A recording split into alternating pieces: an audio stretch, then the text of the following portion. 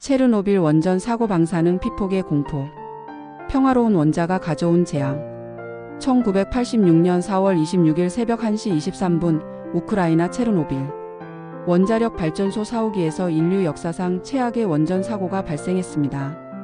원자로가 폭발하면서 방사성 물질이 대기 중으로 대량 유출되었고, 이는 히로시마 원폭의 400배에 달하는 방사능을 환경에 방출했습니다. 이 사고는 단순한 기술적 재앙을 넘어 의학사에 깊은 상처를 남겼습니다. 급성 방사선 증후군으로 즉시 사망한 사람들, 청산 작업에 투입되어 목숨을 잃은 리퀴데이터들, 그리고 수십만 명에게 발생한 갑상선암과 백혈병. 체르노빌은 방사능 피폭이 인체에 미치는 끔찍한 영향을 적나라하게 보여주었습니다.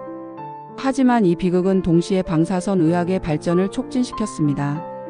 급성 방사선 증후군의 치료법 개발, 방사능 피폭자에 대한 장기 추적 연구, 국제적 의료 협력 체계 구축 등이 모두 체르노빌의 교훈에서 시작되었습니다. 38년이 지난 지금도 체르노빌의 의학적 유산은 계속되고 있습니다. 1986년 4월 25일 밤 체르노빌 원전 사호기에서는 정기 점검을 위한 원자로 정지 작업이 진행되고 있었습니다. 하지만 실험 과정에서 치명적인 실수들이 연이어 발생했습니다. 안전장치를 무시하고 제어봉을 과도하게 뽑아 올린 것입니다. 새벽 1시 23분 원자로 내부에서 제어 불능의 핵반응이 시작되었습니다. 엄청난 열과 증기가 발생하면서 원자로가 폭발했고 1000톤이 넘는 원자로 덮개가 하늘로 날아갔습니다. 폭발 직후 현장에 있던 작업자들은 무슨 일이 일어났는지 파악하지 못했습니다. 폭발 현장에 있던 사람들은 즉시 치명적인 방사선에 노출되었습니다. 당직 운전원 2명, 발레리 호뎀추크와 블라디미르 샤세녹이 폭발과 동시에 사망했고, 터빈홀에서 근무하던 작업자들도 큰 피해를 입었습니다. 가장 비극적인 것은 화재 진압에 나선 소방관들이었습니다. 그들은 방사능의 위험성을 전혀 모른 채 원자로 건물 지붕에서 화재를 진압했습니다.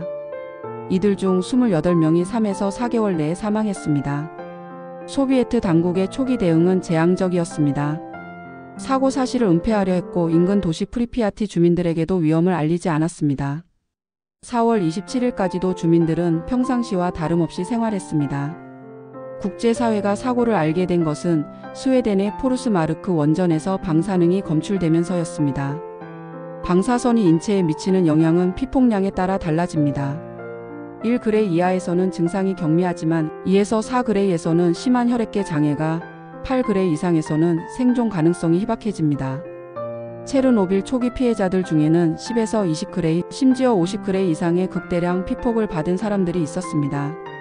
급성 방사선 증후군은 4단계로 진행됩니다. 피폭 후 수분에서 수시간 내에 구토, 설사 등이 나타나는 정국이, 며칠에서 수주간 증상이 호전되는 것처럼 보이는 잠복기, 골수 기능, 마비로 면역력이 급감하는 발현기, 그리고 회복기 또는 사망에 이르게 됩니다. 체르노빌 피해자들은 모스크바의 6번 병원으로 이송되었습니다. 안젤리나 구스코바 박사와 알렉산드르 바라노프 박사가 이끄는 의료진들은 전례 없는 상황에 직면했습니다. 이들은 골수 이식, 집중적인 항생제 치료, 수혈 등을 시행했지만 헌신적 노력에도 불구하고 28명이 3에서 4개월 내에 사망했습니다. 치료 과정에서 의료진들 또한 환자들의 몸에서 나오는 방사선에 노출되는 희생을 감수해야 했습니다. 체르노빌 사고 수습을 위해 80만 명이 넘는 사람들이 투입되었습니다. 이들을 리퀴데이터, 즉 청산 작업자라고 부릅니다. 가장 위험한 작업 중 하나는 원자로 건물 지붕의 방사능 잔해 제거였습니다.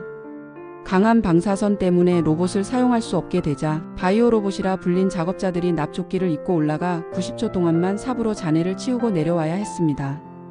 또 다른 영웅들은 원자로 아래쪽 수조에 물을 빼는 임무를 수행한 3명의 엔지니어, 알렉세이 아나넨코, 발레리 베스팔로프, 보리스 바라노프였습니다. 이들은 유럽을 더 큰 재앙에서 구한 체르노빌의 다이버로 기억됩니다. 리퀴데이터들은 다양한 수준의 방사선에 노출되었고, 시간이 지나면서 백혈병, 갑상선암, 심혈관 질환, 백내장 등 다양한 질병이 증가했습니다. 하지만 소비에트 정부는 오랫동안 이런 건강 피해를 인정하지 않았습니다.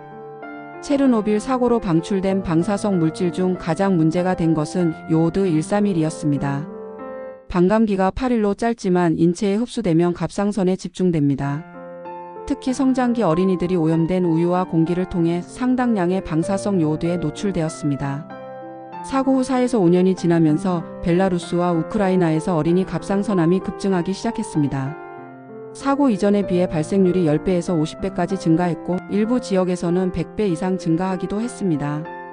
국제사회가 의료 지원에 나섰고 특히 일본은 히로시마와 나가사키의 경험을 바탕으로 진단과 치료 기술을 제공했습니다.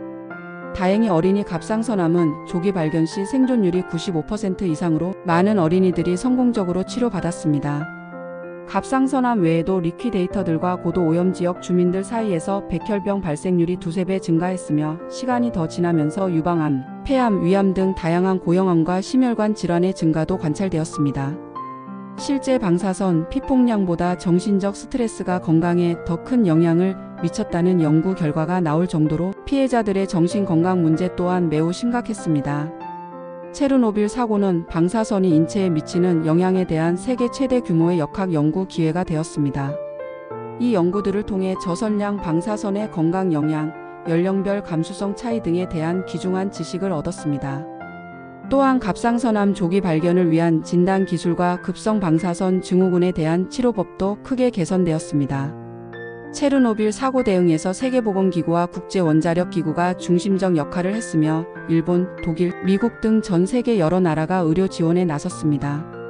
초기 소비에트 정부의 정보 은폐는 피해를 키웠으며 투명한 정보 공개와 신속한 예방 조치의 중요성을 일깨워 주었습니다.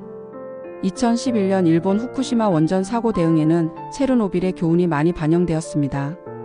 즉각적인 대피 명령, 투명한 정보 공개, 어린이 우선 보호 원칙, 갑상선 검사의 조기 시행 등이 이루어졌습니다.